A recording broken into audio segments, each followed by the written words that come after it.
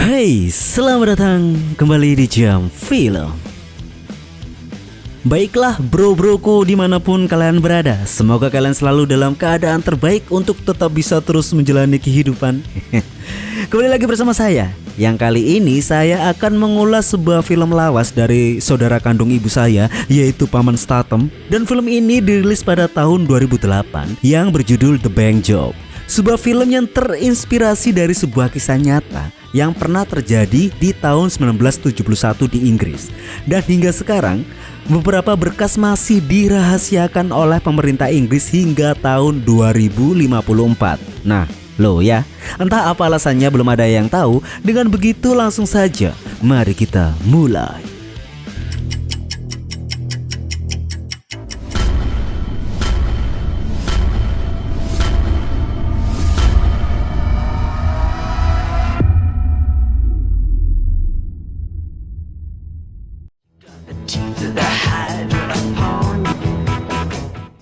Berlatar pada tahun 1971, film ini dimulai dari sebuah tragedi dari seorang bangsawan kerajaan Inggris yang lagi uslu-kutuk yang difoto secara diam-diam ketika bersinaria. Lalu kita dibawa ke sebuah dealer mobil kecil-kecilan, yaitu milik paman saya, sebut saja dia Terry. Yang di hari itu dia kedatangan para penagih hutang yang marah-marah karena Terry telat tidak membayar hutang. Everyone calls you Perky and him Pink. People call us that behind our backs. Well, they're not going to say it to your face.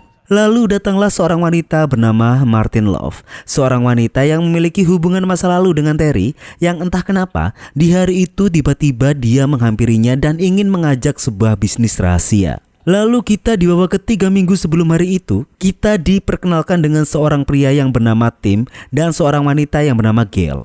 Dua orang tersebut bekerja di kantor petinggi negara Inggris yang dijuluki juga dengan sebutan para dewa. Di pagi itu, para dewa tersebut membahas musuh bebuyutan mereka, yaitu seseorang yang bernama Michael X, seorang tokoh publik yang menyebut dirinya sebagai pembela orang kulit hitam atau kesatria hitam. Michael X selalu menangkap dan memeras para orang-orang kulit putih atas dasar dendam karena nenek moyangnya dulu diperbudak dengan keji. Dan sebenarnya Michael ini juga nyambi sebagai bandar narkoba dan gigolo. Namun hebatnya, Michael ini selalu lolos dari sidang dan hukuman. Bisa dibilang dia kebal hukum karena Michael memiliki sebuah senjata sebagai kartu asnya, yaitu dia memiliki dokumentasi atau foto-foto mesum dan tindakan asusila yang pernah diperbuat oleh para bangsawan-bangsawan Inggris yang masih menjabat. Sehingga tidak ada yang berani menyentuh Michael kalau tidak mau foto-foto itu tersebar luas. Para dewa itu sudah lama mengawasi Michael dan mereka tahu bahwa Michael punya kotak deposit di sebuah bank, yaitu namanya Bank Lloyd, dan para petinggi itu meyakini bahwa Michael menyimpan foto-foto itu di sana, di kotak depositnya. Dan peliknya, mereka tidak bisa terang-terangan menyita kotak deposit itu dan menjalankan sistem hukum yang ilegal karena isinya yang sangat rahasia. Lalu di sebuah bandara, kepulangannya Martin dari Maroko tiba-tiba terhenti di lobi pemeriksaan dan telah ditemukan narkoba di dalam tasnya. Di sanalah dia menelepon teman kencannya, yaitu Tim. Di malam harinya, di sebuah kafe, di sanalah Martin menjelaskan lebih detail tentang ajakannya, di mana dia akan mengajak Terry untuk merampok sebuah bank yang ada di salah satu kota. Jujur, Terry dan beserta teman-temannya adalah para kriminal-kriminal amatir, dan perampokan bank adalah hal yang sangat ekstrim bagi mereka. Di sana Martin menjelaskan bahwa minggu depan akan ada pematian alarm sementara di bank itu karena akan ada pemasangan alarm baru. Dan Martin mendapatkan info itu dari teman kencannya yang bekerja di lembaga keamanan. Dan ketika urusan dengan Terry selesai, di sanalah tipu muslihat ini diperjelas. Kekasih Martin adalah Tim. Alasannya jelas, dia memperalat Martin untuk merampok bank itu bersama teman-temannya, yang tujuan sebenarnya Tim adalah mengincar kotak deposit milik Michael. Dan setelah perampokan bank tersebut, rencana Tim adalah meringkus mereka semua, dan untung saja tanpa ada yang sadar, Terry melihat kejanggalan tersebut. Di lain tempat, Tim juga menerjunkan Gail untuk masuk ke lingkungan Michael untuk menjadi mata-mata, dan cara itu cukup berhasil. Lalu kita dibawa ke tempat prostitusi milik seseorang yang bernama Vogel. Seperti biasa, di hari itu dia kedatangan para polisi korup untuk meminta setoran. Dan setelah itu Vogel selalu mencatat semua uang yang dia bayar ke polisi-polisi korup itu. Lanjut, kita dibawa ke tempat penuh dosa lainnya, tempat prostitusi yang dimiliki oleh Sonia. Dan tempat itu kebanyakan dikunjungi oleh para pejabat. Dan tanpa ada yang tahu, untuk jaga-jaga, Sonia sering mendokumentasikan secara diam-diam para pejabat yang sedang berzina riah tersebut, teman-teman.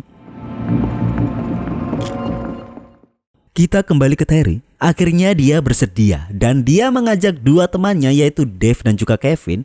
Di hari itu Terry bersama Martin akan survei lokasi yang memang sudah Martin atur, di mana dia beberapa hari sebelumnya sengaja mendepositkan barangnya ke bank itu agar dia bisa masuk ke ruangan incaran mereka. Sedangkan Dave dan juga Kevin bertugas untuk mengambil gambar di gedung-gedung yang ada di sekitar bank. Yang tanpa dia sengaja, Dave bertemu dengan Vogel dan menyapanya karena Dave pernah syuting film porno yang diproduseri oleh Vogel.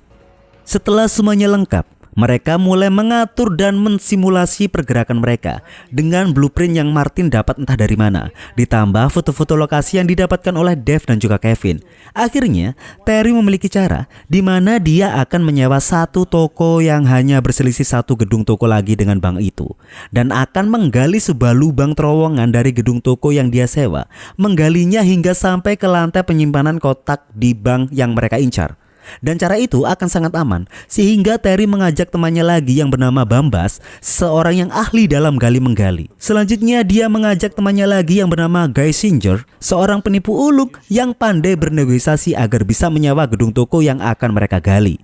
Setelah timnya dirasa lengkap, di malam itu barulah Terry berbicara dengan istrinya, mengatakan bahwa untuk beberapa minggu ke depan jadwal kerjanya sedikit berubah, dan dia mengatakan jika pekerjaan itu berjalan dengan baik akan sangat bisa merubah perekonomian mereka. Dan untuk jaga-jaga, dia menyuruh istrinya untuk membawa kedua putrinya untuk sementara tinggal di rumah bibinya terlebih dahulu untuk berjaga-jaga jikalau ada kekacauan. Jelas membuat istrinya bingung. Terlebih lagi dia juga tidak tahu apa yang akan dikerjakan oleh suaminya itu.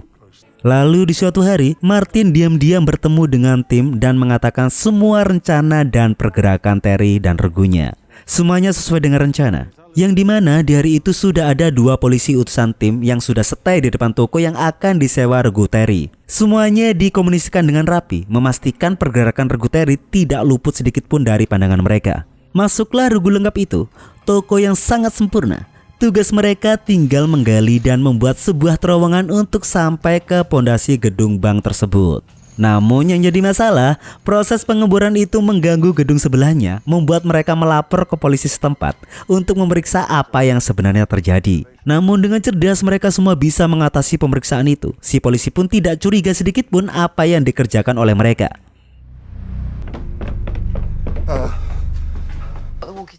Lalu di keesokan harinya, Terry merasa bahwa ada yang harus mengawasi di area depan, sehingga dia mengajak Eddie untuk bertugas mengawasi keadaan di area depan. Are you in position, Nightjar? Command HQ here. Marylebone Road. Singkat cerita, di suatu malam Martin keluar diam-diam untuk menemui tim. Di sana Martin menjelaskan proses pergerakannya bersama regu Terry. Namun tanpa disangka Terry telah mengikutinya, membuat pertemuan itu secara teknis sudah kepergok. Namun alibi Martin dan tim belum terbongkar. Kembali ke TKP, di sana Eddie tengah berkomunikasi dengan regu yang ada di dalam.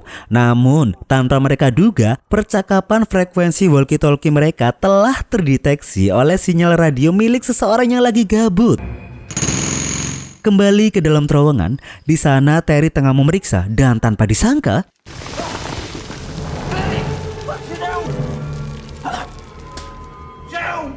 tiba-tiba dia menemukan sebuah tempat pemakaman bawah tanah. Namun bukan itu masalahnya, karena poinnya adalah mereka tidak perlu lagi susah-susah untuk menggali karena mereka tinggal berjalan dan menemukan titik pondasi bawah dari bank itu yang langsung mengarah ke ruangan brankas tempat penyimpanan kotak deposit dari semua nasabahnya.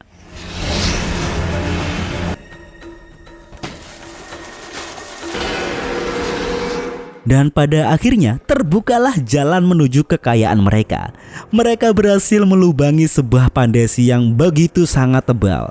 Dan untuk aksi berikutnya, Terry memberi instruksi untuk menunggu asapnya hilang terlebih dahulu dan mereka bisa beristirahat sejenak.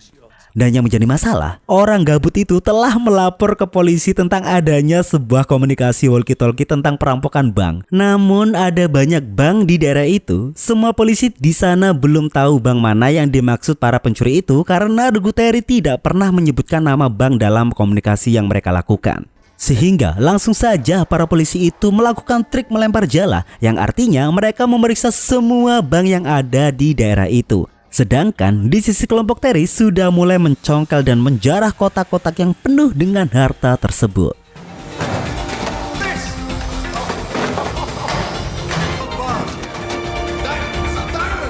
Namun berbeda dengan Martin yang spesifik hanya memilih kotak nomor 118. Dan benar, Terry sudah curiga dan langsung merebut apa yang ada di kotak itu. Dan itulah kotak deposit milik Michael X. Dan isinya sudah jelas, yaitu foto-foto Putri Margaret yang tengah bermesum ria. Foto itulah yang diinginkan oleh sang penguasa. Di sana Martin sudah nampak kacau karena misinya gagal. Hingga pada akhirnya para polisi pun datang di bank yang mereka bobol. Namun sangat beruntung, mereka tidak menaruh kecurigaan apapun di brankas mereka. Can't be opened until tomorrow morning. Dan keberuntungan kembali datang ketika mobil ambulans pancingan polisi berhenti di bank mereka. Walkie-talkie milik Eddie terjatuh sehingga dia tidak bisa melaporkan tentang adanya mobil ambulans yang berhenti tersebut. Membuat polisi kembali menetapkan bahwa bukan bank itu yang tengah dibobol. Dengan begitu, Regu Terry langsung bergegas mengangkut harta curian mereka sebelum semakin parah. Dan mobil van mereka pun keluar. Dengan begitu, polisi utusan tim pun langsung menyergap mereka. Dan ternyata Jesus Christ. ya, Terry telah merubah taktiknya, di mana mereka pada akhirnya bisa lolos dengan menggunakan mobil lainnya.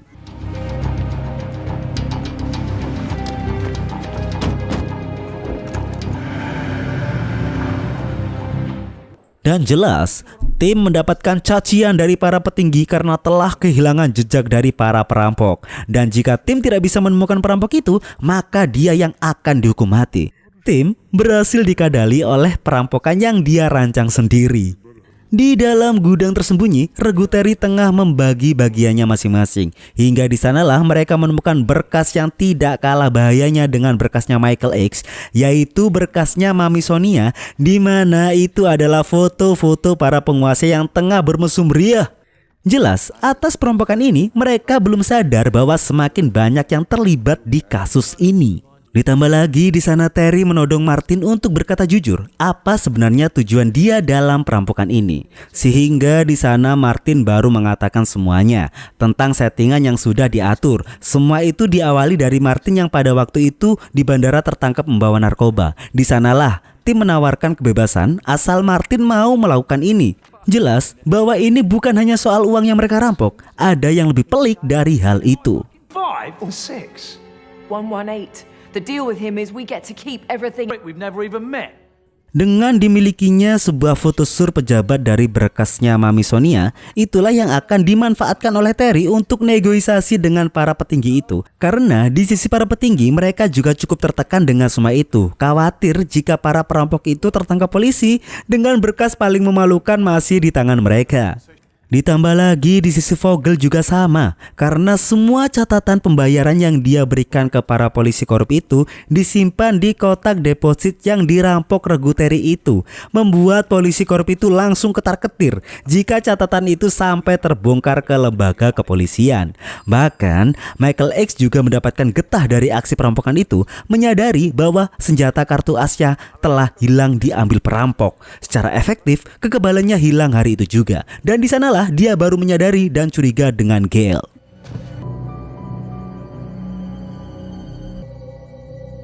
Singkat cerita, akhirnya di hari itu Terry bertemu dengan tim. Dan ternyata yang diberikan Terry adalah foto syur para petinggi. Sebuah bentuk pengancaman jikalau tim dan para petinggi itu macam-macam. Bukan berkas milik Michael X yang mereka mau. Terry di sana membuat kesepakatan di mana dia meminta paspor dan identitas baru dan juga akses untuk luar negeri. Baru dia akan memberikan berkas yang tim mau. Nah, disinilah kebrutalan terjadi, di mana Vogel dan polisi korup akan memburu regu Terry. Yang pertama, Vogel ingat dengan Dave yang sebelum hari perampokan itu sempat menyapanya. Langsunglah Dave tertangkap oleh mereka, diinterogasi habis-habisan sampai dia mau berbicara. But it is.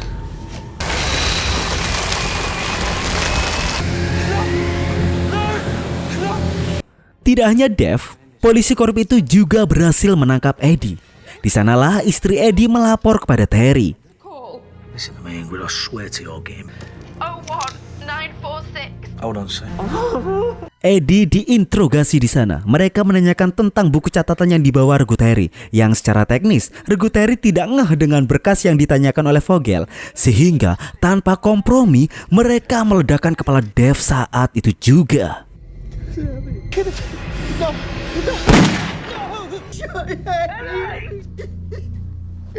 Yang langsung membuat Terry kalang kabut mencari berkas yang mereka mau.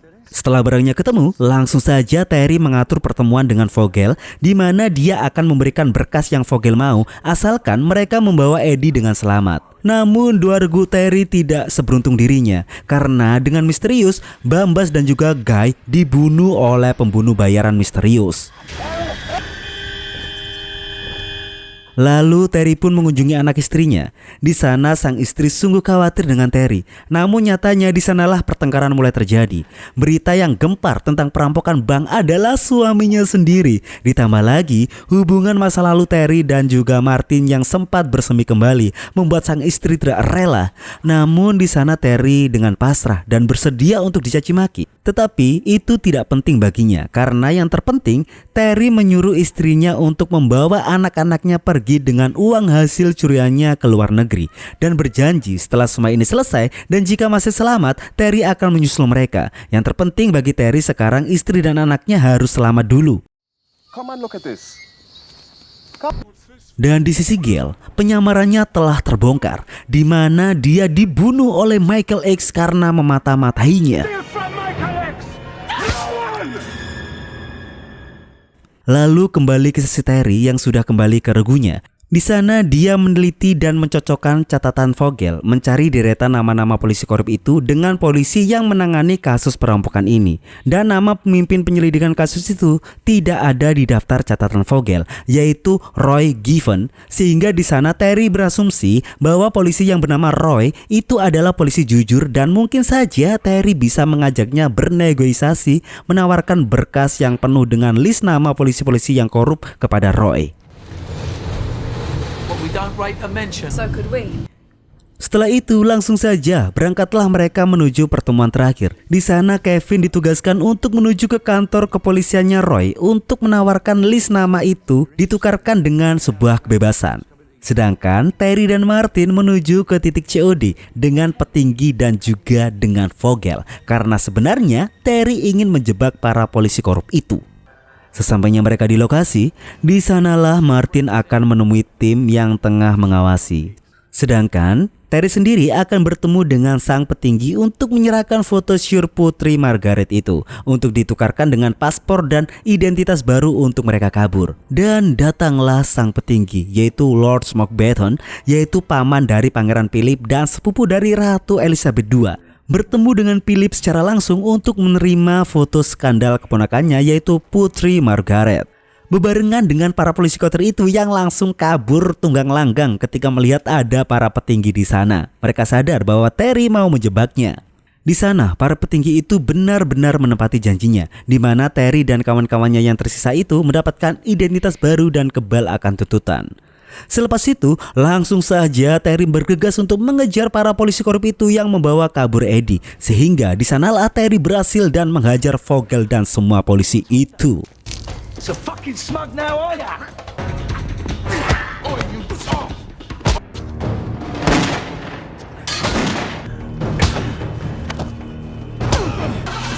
Namun sayang di akhir mereka semua tertangkap oleh pasukannya Roy. Karena negosiasi yang dijalankan Kevin telah gagal, di mana Roy menangkap regu Terry yang sebagai perampok dan juga menangkap para polisi-polisi yang terbukti korup itu. Namun untunglah ada tim di sana yang membantu mereka, menyuruh Roy sebagai polisi biasa itu untuk melepas regu Terry. Tanpa ada bantahan dan pertanyaan, Roy mau tidak mau harus menuruti kemauan penguasa tertinggi. Di sana tim mengatakan tidak mungkin jika Terry tidak memiliki salinan foto skandal itu.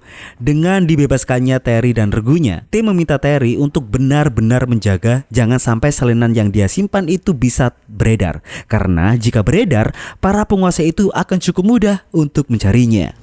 Go on, piss off. Dan pada akhirnya di suatu hari kini Michael X sudah tidak punya senjata lagi, sehingga dengan mudah dan yakin tim langsung menangkapnya karena bisa dipastikan Michael X sudah tidak berkutik lagi ketika di pengadilan. Dan meskipun di sana pada akhirnya tim juga harus berduka atas kematian rekannya yaitu Gale. Di akhir, semuanya pun berkumpul sebelum mereka pergi ke tujuan mereka masing-masing. Mereka juga mengenang kematian teman mereka yaitu Dave yang sangat disayangkan. Dia tidak bisa ikut merayakan kemenangan tersebut. Lalu di sana Martin juga berujar kepada istrinya Terry bahwa benar Martin memiliki rencana untuk pergi bersama Terry untuk memulai hidup baru. Namun Terry sendiri yang menolak dan lebih memilih istri dan juga anaknya. Yang sebenarnya juga memberikan sebuah arti bahwa istrinya sudah tak perlu khawatir dan harus bisa memberikan maaf kepada Terry agar mereka bisa baikan kembali.